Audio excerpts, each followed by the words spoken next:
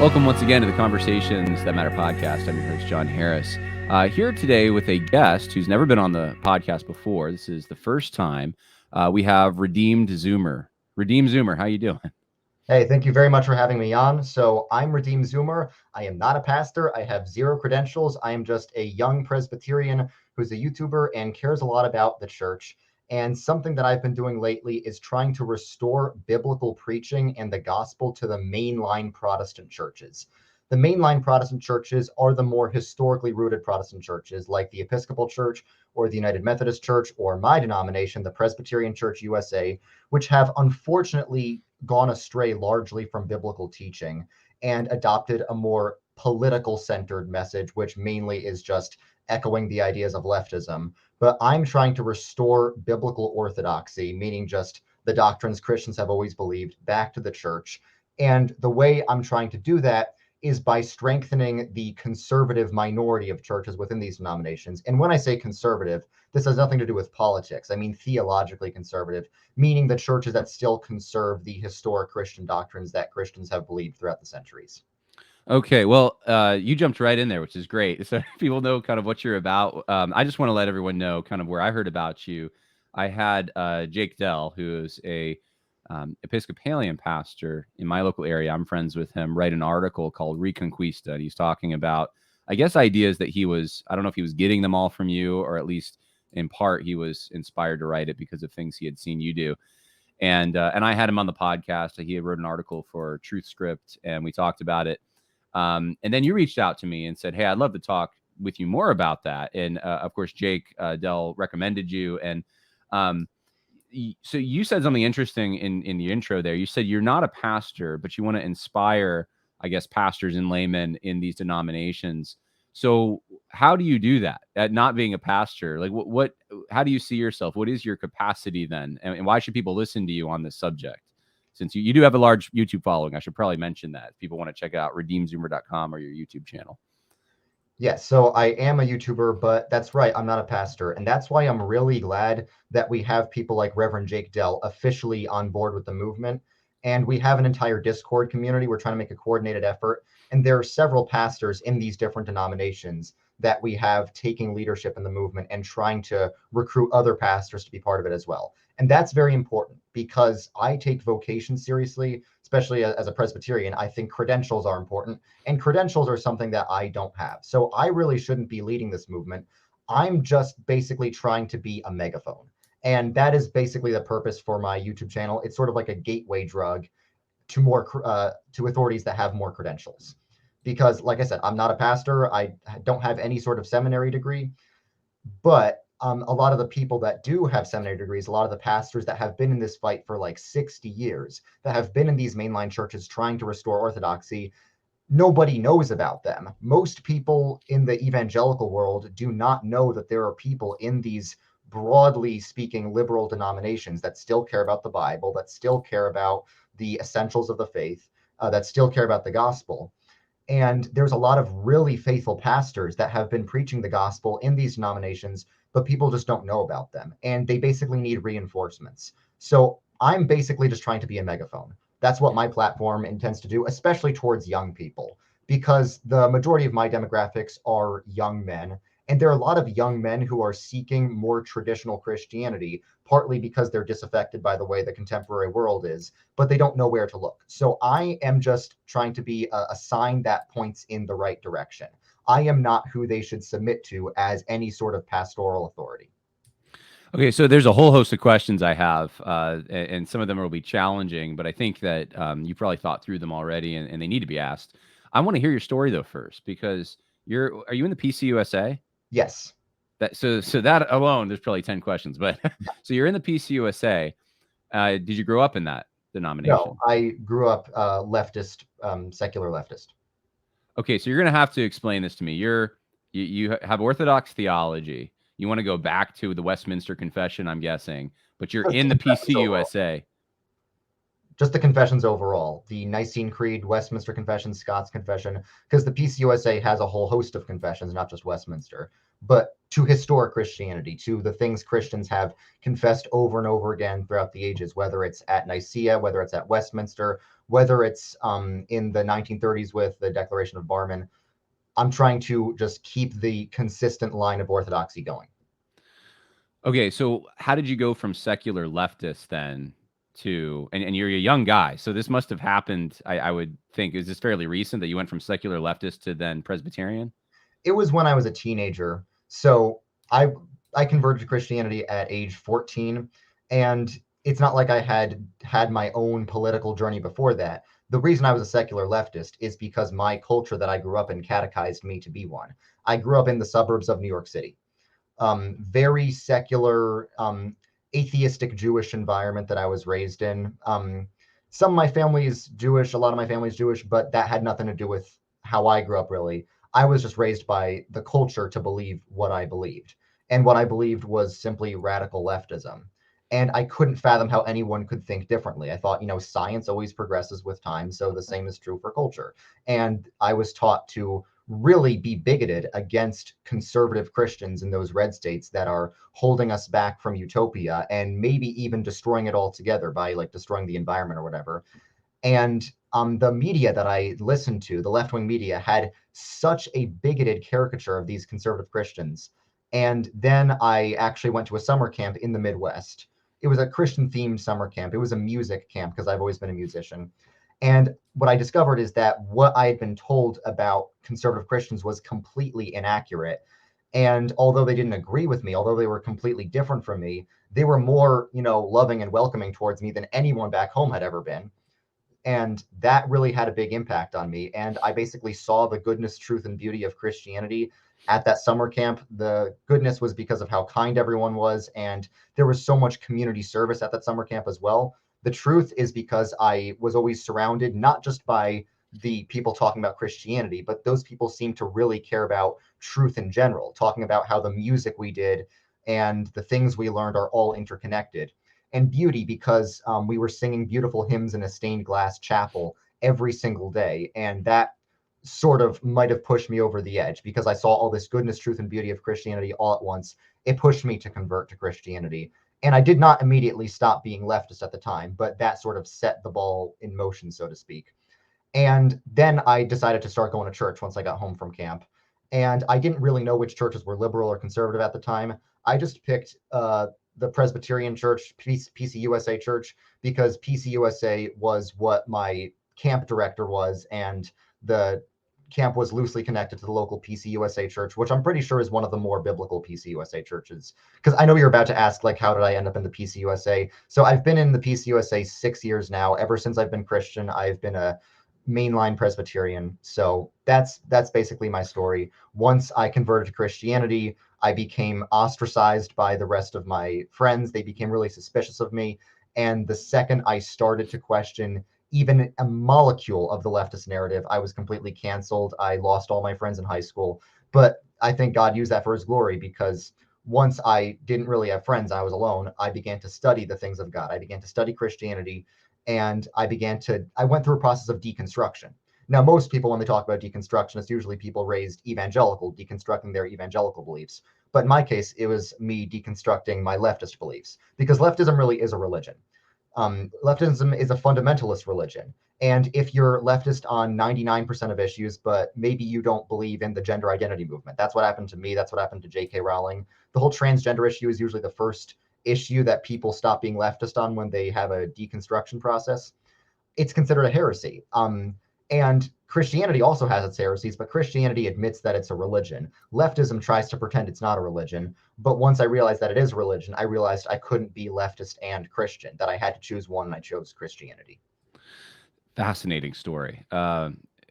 When you were at this camp, I just have to ask, because you described you being attracted to beauty and all these things. Did you have a born again experience there? And I don't know if PCUSA folks would use that language, but is that the moment that you trace back and say Jesus actually became real for you? You committed your life. He changed your heart. Yeah, I That would say happened. Yeah. 100%. Now, Presbyterians, it's not that we don't believe in born again experiences, it's just that we don't believe everyone has a born again experience. Because I can point to the week, maybe even the day, where I was like, this Christianity stuff is real. I suddenly love it after being apathetic to it before. Jesus is real. I love Jesus. I want to follow Jesus. I can point to that moment. I know so many people who do have those conversion experiences, but I also know people like my girlfriend, for example, who says she's always been Christian. And at first I used to say, oh, she probably had a born again experience when she was like 5 and doesn't remember it. But according to classic Presbyterian theology, a lot of covenant children are just always believers ever since they're baptized. So I don't think a born again experience is a one size fits all category for all believers, but there definitely are born again experiences. And I definitely had one at that camp. So it's not that Presbyterians don't believe in born again experiences. We just think it looks different for everyone. There's different ways God calls people to himself. I think the Presbyterian friends that I have, and admittedly, they're not in the PCUSA, so they're mostly in the PCA. Some of them are OPC, but they would say that even with a baptism, a child baptism, that there does have to come a point in one's life where this becomes real for them, that there is that they assent, that there is faith, real faith, not the kind of faith that you would see demonstrated in an infant. So is that not your belief, or am I just misunderstanding what you said? Now, from my perspective, some people in those other denominations like the PCA and the OPC tend to lean in a more Baptistic direction. But I would say is absolutely yes. Interesting. You do need to have true faith.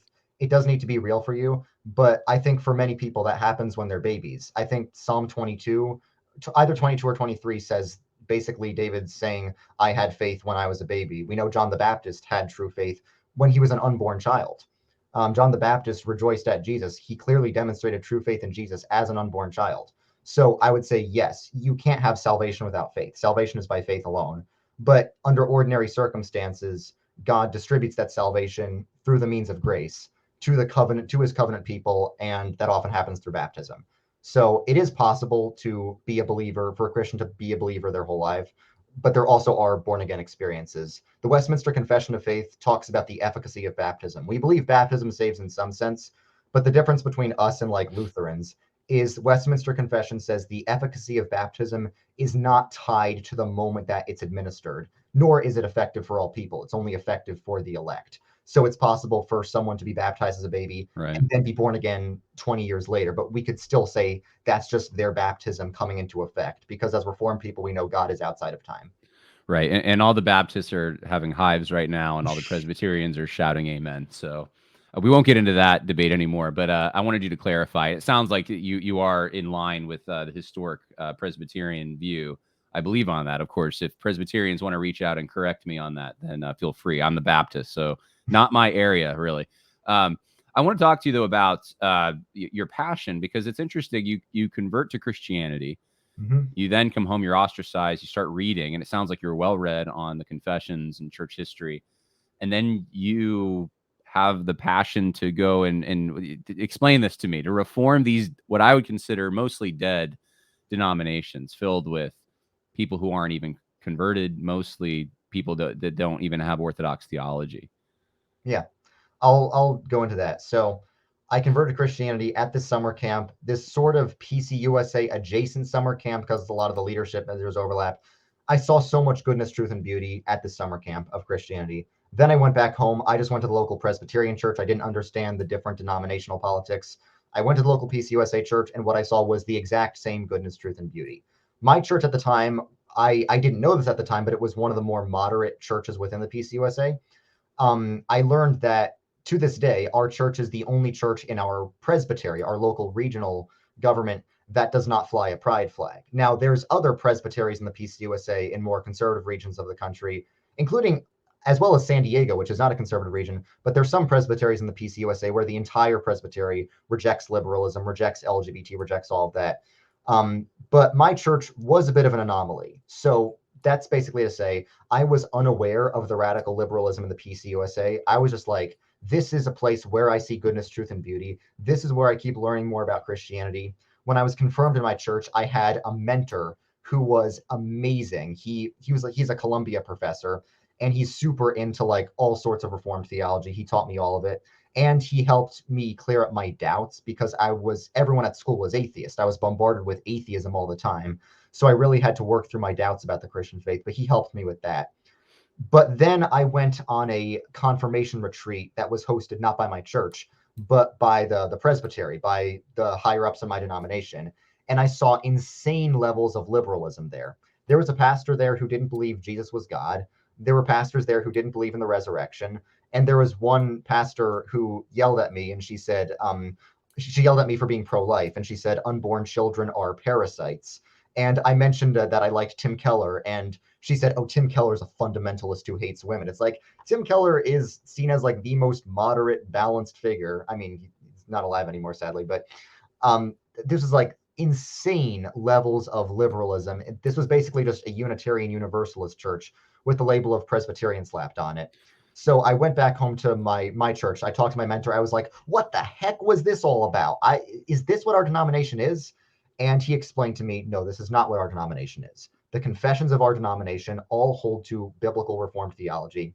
What has happened is our denomination's been hijacked by people from the outside with a clear agenda to hijack the institutions and move them away from Christ. And the reason it's gotten so bad is because people keep running away." So my mentor told me that if I'm going to stand against this, if I'm going to preserve goodness, truth, and beauty in the church, I have to not run away. And at first that was really hard. And I just was waiting to get out of this denomination. But then I went to Texas for college, and I saw a lot of these non-mainline denominations that they have filled with passionate believers, but I saw they were really on the outskirts of society. And it's like in any given town you go into, the evangelical churches will be some like new building on the outskirts of society, but the old historic beautiful building is most likely a mainline church, and there's a good chance it's one of the liberal mainline churches. And that's when I began to understand what my mentor was saying, that in a kingdom analogy, the enemies of God's kingdom always hijack the places with the most cultural power, the most historically rooted significance. Calvin Robinson, who I recently had a discussion with, I know he's been on here, said that the devil is always drawn to where there's the most goodness, truth, and beauty. And that made me realize it's true. I have to not run away. I have to stand my ground. But it's just like, where do I start? But then once I got into social media, I was like, maybe I can encourage other people to do the same. So you were part of this. What did you say? This was a summer camp or a summit? What did you go to where you saw these liberal PCA That wasn't a folks? summer camp. That was just a weekend like A retreat where retreat? the confirmation class at my church Okay. went to this thing. It was just a weekend thing, but that's where I saw all the insane stuff. So Tim Keller's like so it's funny because like I've been talking about Tim Keller and in the Southern Baptist circles that the right wing circles that I suppose I've been in, they see Tim Keller as this person who's trafficking in liberalism, Exactly. which is funny because you're on the totally opposite end of that, which just shows you how radically different this is. But of course, all those people are saved because they were baptized. No, I'm just kidding. I'm just kidding. Just needed to rib you there. Yeah. So here's the thing about this that I think makes a lot of people uncomfortable. I agree with you. There's it frustrates me to no end. The biggest beautiful church buildings. I'm thinking of one now in Kingston, New York, which is like half an hour north of where I am. That is just, it is so beautiful. It's this old Dutch Reformed church. And they have drag shows there now, right? It is absolute apostasy. Yeah. It's still, they say they're a church, but they are flying the trans flag. I think they actually, when I was there last, they had the transgender flag above an American flag on the pole. That's not Like even that. legal. What's that? That's not even legal. It's illegal to fly another flag above an American flag. Well, when the White House doesn't breaks flag code to put up Yeah. their own, Well, the thing is, these days the pride flag is the American it flag, is the American unfortunately. flag. That's right. So, like it grieves my heart. Like I've wondered before, I thought, man, it'd be awesome.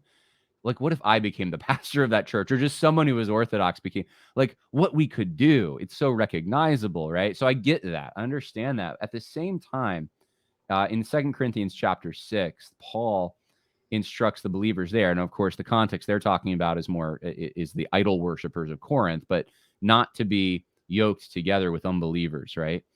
And if you were at a church that's Orthodox, but they're sending their people for confirmation to a retreat that is filling their heads with garbage, how is that not a violation of that principle of being yoked together with an unbeliever? Right. So recently, I did have a debate with this Lutheran guy who doesn't support the Reconquista, and he mentioned that same verse about like come out from them, touch no unclean thing. So generally in church history, this verse has not had anything to do with ecclesiastical separation. It's just about don't follow the ways of the pagan unbelievers. That's the way all the church fathers interpreted that verse. So because I had a big debate about that verse, but it's true that churches cannot send their youth to be taught by apostates, and they are apostates. Not everyone in the PCUSA is apostate. Not all the pastors are apostate. A lot of the pastors have spent their whole lives dedicated to fighting this apostasy. But the ones that are doing drag shows in church, the ones that are denying the absolute essentials like the resurrection and the divinity of Christ, are absolutely apostate. But the thing is, a lot of times this only happens. They only get away with this because conservatives are too shy to speak up.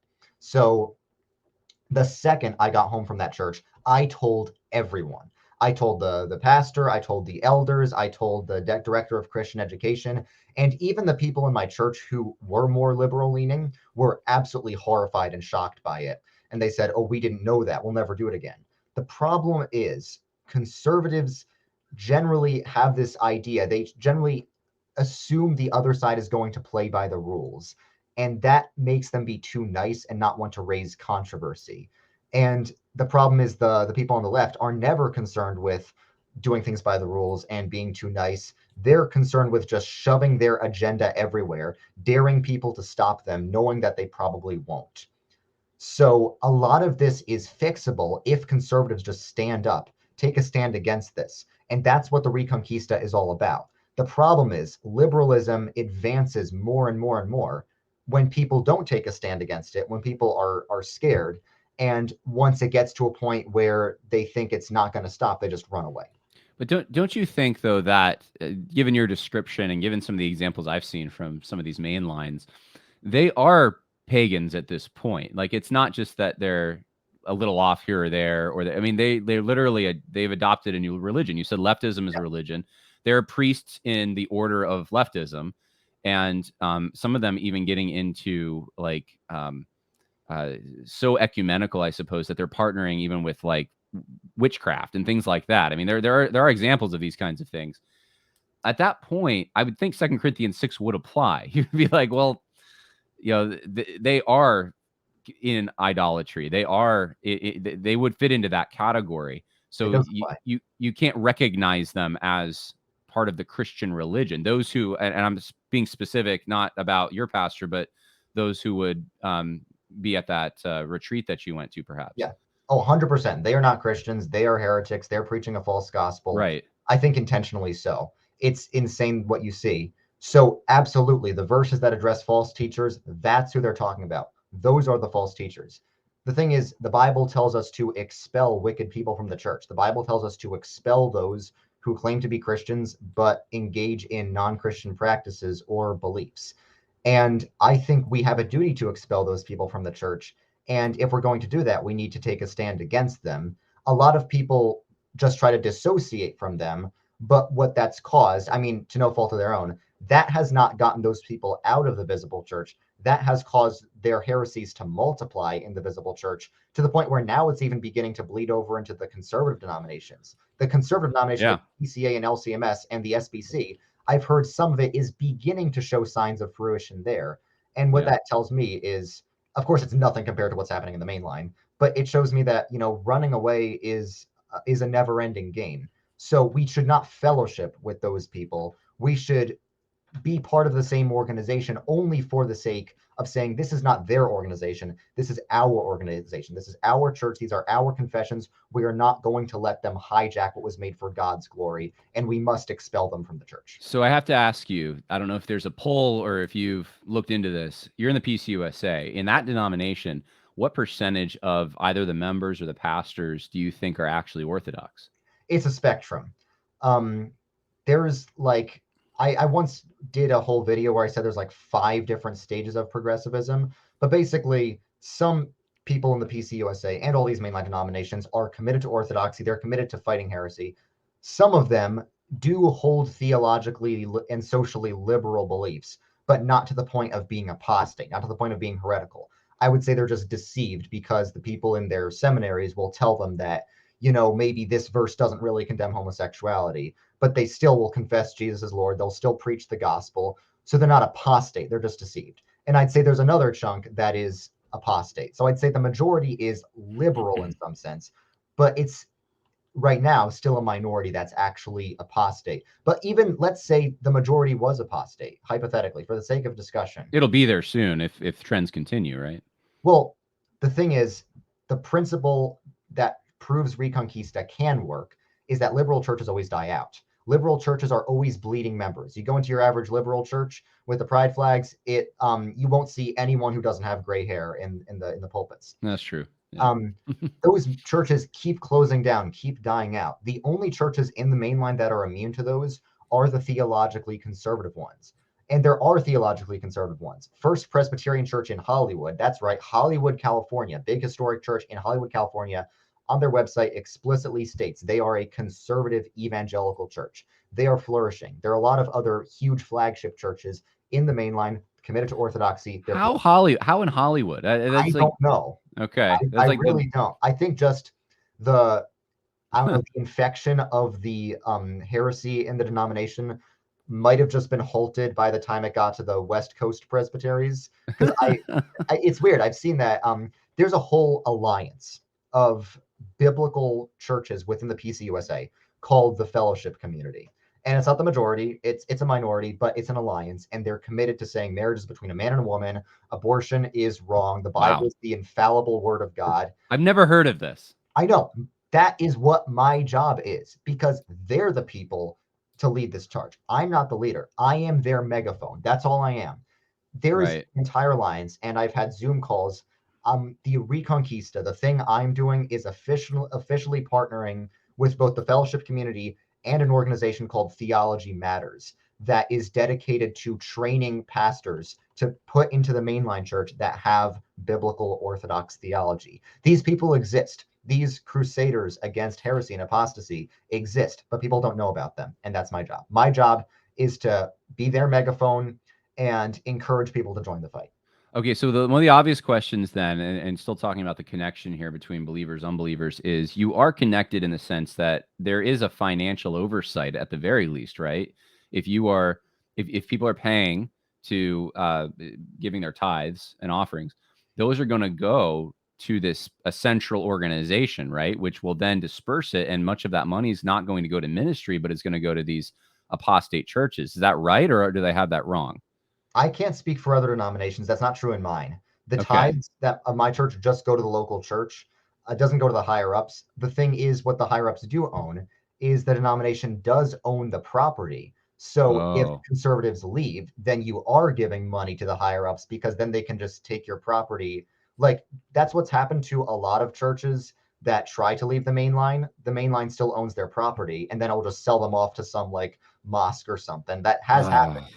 And so then if you're staying in, you're not necessarily giving them money or resources. If you leave, you often are. So that's interesting. Okay, so and is there any way to try to buy the property from, like, save enough money, take it from the denomination so they don't even have that over your head, or no? It depends on the presbytery. Different presbyteries have different rules. Some presbyteries that are more moderate have like a gracious separation policy. And some churches in ECO, which is a recent offshoot of the PCUSA that formed out of a rejection of the gay marriage decision, some churches were able to leave with their property. But the ECO church I attend when I'm at college, it's a really big, spectacular church, flourishing in size, but they had to pay millions of dollars to just keep their own stuff. They had to pay millions of dollars to the denomination.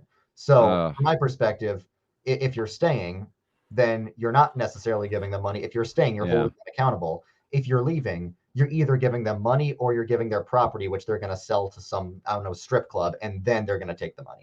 Well, give me the blueprint, because this is something that not just in the PCUSA, what conservatives who are there like yourself are talking about, but this is now being talked about even in the SBC. And I've noticed a language shift over the last few years from kind of like we let these people in, we let these progressives in Yeah. and we let it get too far. It's time to vote them out. It's time to basically to showcase what our denomination really is. We're Mhm. not this. We're not what our leaders are saying. We're not Russell Moore. We're not J.D. Greer. We are Bible believing, and we apply the Bible to life, and we reject critical race theory and yada yada yada. So that was the, like, I would say 2000, maybe 18 it started, but really 2019, 2020, 2021. I've seen in 2022 and 2023 a shift, though. The language is no longer that. The language is now we need to take back the denomination from the people who control it. And there is this sort of this recognition that, yeah, most of the people in the pews don't agree with the more progressive direction. But there is, I think, people see now, it's a recognition, I guess, that they are not the majority they thought they were. And this is going to be a real fight. This is a fight for the long haul. And if you want the denomination, then you have to strategize well, and you have to have a game plan that's long term. So, what's the long term game plan for something like the PCUSA, where, I mean, with the SBC, we can say, hey, it started going off the rails within the last few decades. With the PCA, or PCUSA rather, we're talking about a century of being off the rails. So what do you do? So it is a good question. How do you take over an entire institution? I know, let's ask the progressives. They did it. If they can do it, why can't we? Are you saying that Christians are weaker than liberals? Like, some people seriously don't think that the Lord of the universe is on their side. But of course, we need a strategy. We need a blueprint. And we have a very detailed blueprint. It, again, relies on the principle that these liberal churches always die out. So a common misconception about the Can I just stop you real yeah. quick? I'm sorry. I want to hear what you have to say, but what you said. All right. So it just sparked a thought in my mind. The progressives who came in, though, didn't they lie their way in? Didn't they say they were one thing, and then once they got into positions of power, they shut the door behind them and they let their friends in who were also I mean, that just doesn't seem to me an ethical strategy Christians can actually use. We can't, like, lie about who we are to gain positions of authority, and they'll never give them to you if you're not, like, pro LGBT. So Sometimes it was based on lying, but a lot of times it was not. A lot of times it was just a case of boiling the frog, of gradually pushing for more and more things. And what progressives often do is they'll do something absolutely insane and dare conservatives to stop them. And then the more moderate progressive things seem more moderate by comparison. And there's this new, like, progressive creed a single pastor recently recited in church, and everyone's been talking about it. I'm not going to say what it was because I want people to stop talking about it, because I've seen this in the mainline churches. The entire goal of doing things like that is for attention. So the media, both Christian and secular, will say that these fringe liberals represent the entire denomination, so that the conservatives will jump ship. And then the thing that was a fringe actually ends up becoming more mainstream. So I have heard some cases of lying. I think that was mostly a case 100 years ago during the time of J. Gresham Machen, when he wrote his book Christianity and Liberalism. I will grant that it was a much harder battle for him when he formed the Orthodox Presbyterian Church. But now the PCUSA is so much frail and weaker than it was, so much more frail and weak than it was back when the progressives hijacked it. Reconquista is now easier than ever. These days, the way progressives hijack things is not necessarily by lying. Progressive pastors in these mainline denominations are completely open about their heresy and heterodoxy when they are heretics, which they often are. It's just that conservatives often feel like they're too nice to stop them. They want to try and maintain some sort of fellowship or unity. They don't want to make a fuss. They don't want to get bogged down in legal battles. But I think lately, in the past few years, with the SBC, conservatives have actually stepped up and saying, like, no, if we're going to preserve truth and we're going to be honestly what we are, we need to actually step up and kick out people who do not adhere to the essentials of our faith. That's what the SBC is doing now, and I applaud them for that. I think they should be an example to other denominations. And also, that's what the Christian Reformed Church, one of the largest Dutch Reformed denominations, they're sort of a quasi-mainline church, but that's what they're doing as well. So in modern times, no, conservatives do not need to lie to get their way in. Conservatives just need to start being more bold about what they believe. Now, yeah. So let me ask you this: let's say there's a young man who is believing everything you're saying and wants to be part of the effort in the PCUSA, Mhm. and So they're thinking like, okay, I'll go to seminary. What's the PCUSA seminary? Is it There's a Princeton? lot. Now, there is Okay. Princeton Seminary. That's one of the biggest ones. Yeah. Okay. Overall, it's liberal, but I've spoken to an evangelical fellowship of students within Princeton that are connected to this organization, Theology Matters, dedicated to training conservatives. So there still is a path for them. Okay. So he goes to Princeton and he becomes involved in this group. Yeah. Gets his MDiv, Mhm. and then says, I want to be in a church. I don't know how the selection process works in the PCA, but if he is conservative and he's not lying about his beliefs, he's out there with them, he's public with them. Does he get a church? So I would say 60 years ago, the answer would be maybe not. But nowadays, I've I've spoken to some higher up leadership in these mainline denominations. They are desperate for pastors. They are desperate for leadership positions. They hand out leadership positions like free candy. It's gotten to the point where a lot of these mainline churches are letting laymen preach because they only have a real pastor once a month or something. So if you go into these denominations, if there's a whole new generation of young preachers, they might not like it, but they'll often have no choice but to accept these people.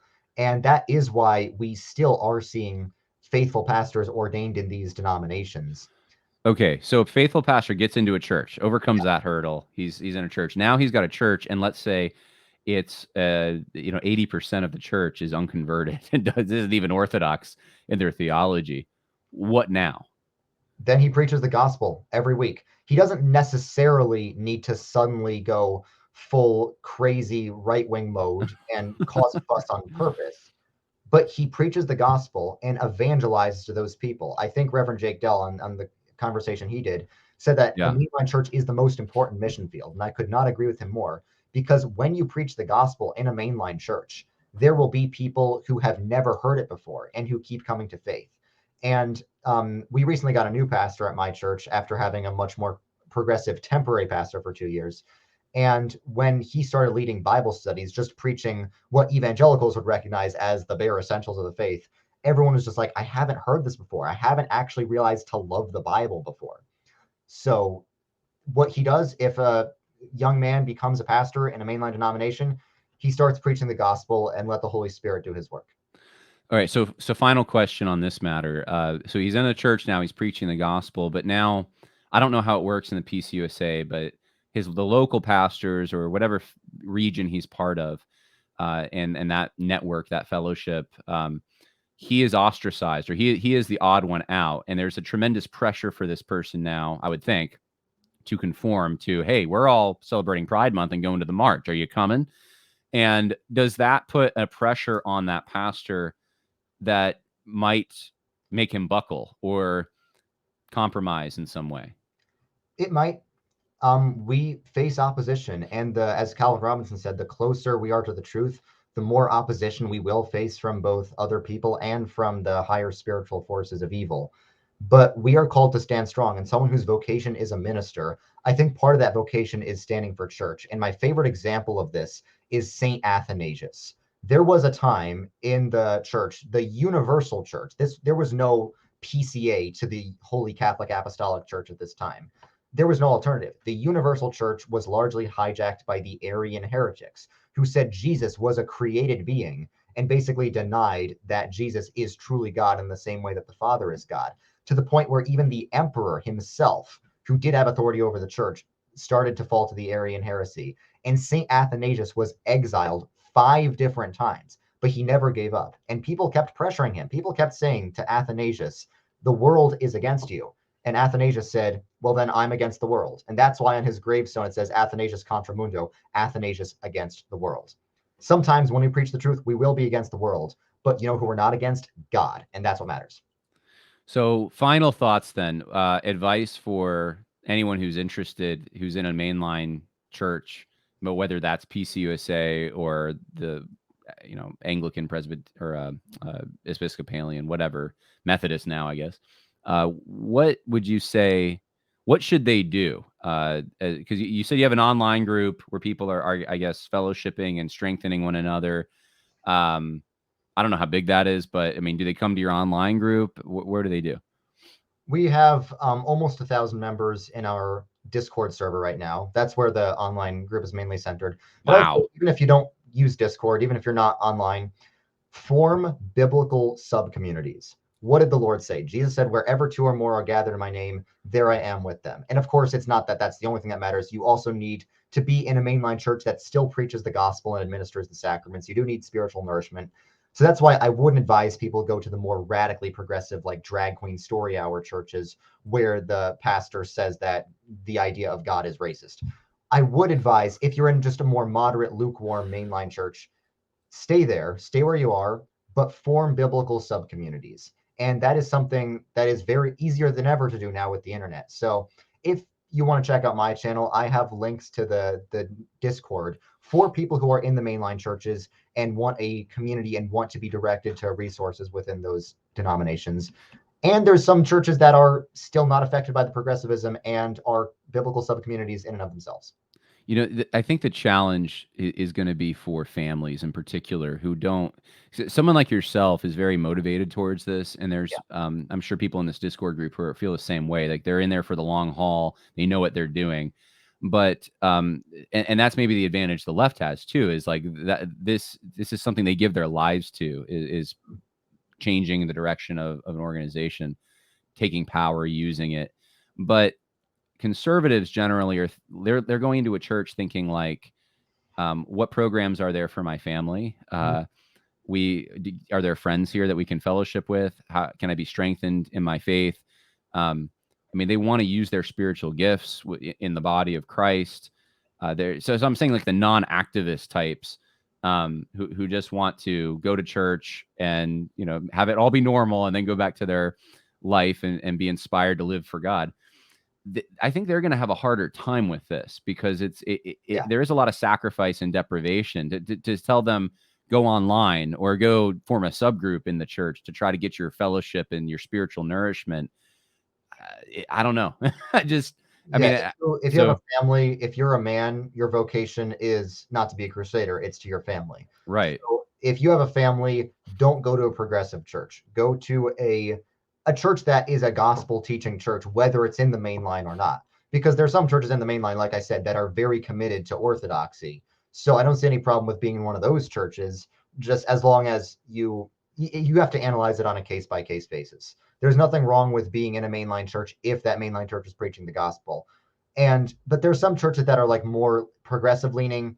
If you're like single, if you're autonomous, if you just want to be a crusader, if that's what you're called to, if you have a missionary mindset, sure, go to those churches as long as you can fellowship in some way. But no, if you have a family to take care of, don't go to a progressive church. And I know I said I had a last question, but I have another one. So is there a time though you would say, shake off the dust off your feet, just like Paul, who left the synagogues and went to plant churches, when they rejected the message? I mean, there was a period there where he would suffer with them. He would try to persuade them, and then he left. Would you say that there's something similar here where there's, if you are in or are going to a progressive church like that, maybe form a time frame or have an exit strategy if it doesn't go the way that you would hope? Yeah, but generally speaking, I'm not advocating people start attending progressive churches with the hope of converting them. The main goal of the Reconquista, once again, is just to strengthen, to bolster the non-progressive mainline churches. So when the progressive ones eventually die out, which they will, then the non-progressive ones will inevitably become a majority. The only reason why they have not become a majority yet is because conservative churches keep splitting off, usually not because they had to. There are some cases where they were basically forced out of the denomination, where the denomination said, you have until this date to leave peacefully, or we'll just replace your pastor. There are some cases of that. The vast majority of the time, it's not. The vast majority of the time is just like, I don't want to associate with these people at all in any way. And what that ended up doing is giving them more power. And I'm not saying there were no benefits, because, yeah, it is good to have a denomination that is less affected by this. But overall, the Reconquista is not about sending laymen into progressive churches. It's about having laymen strengthen the work of the pastors who are not progressive, so that you wait a generation, they're the only ones left, they can restore the denomination. Gotcha. Okay. So I said this to Jake Dell. In a way, it's almost like a better approach, or you have more hope, I suppose, in some ways. Only in this sense, not in every sense, but in this sense, in the PCUSA than the SBC or the PCA, because the liberal churches are dying so quickly. And if you become a majority, then you would have that influence. Whereas denominations that still have at least decades left at minimum before they start dying off like that, the outlook isn't quite the same. All right. Well, people can check your work out at redeemedzoomer.com or the YouTube channel Redeem Zoomer. How many subscribers do you have? You have a big channel.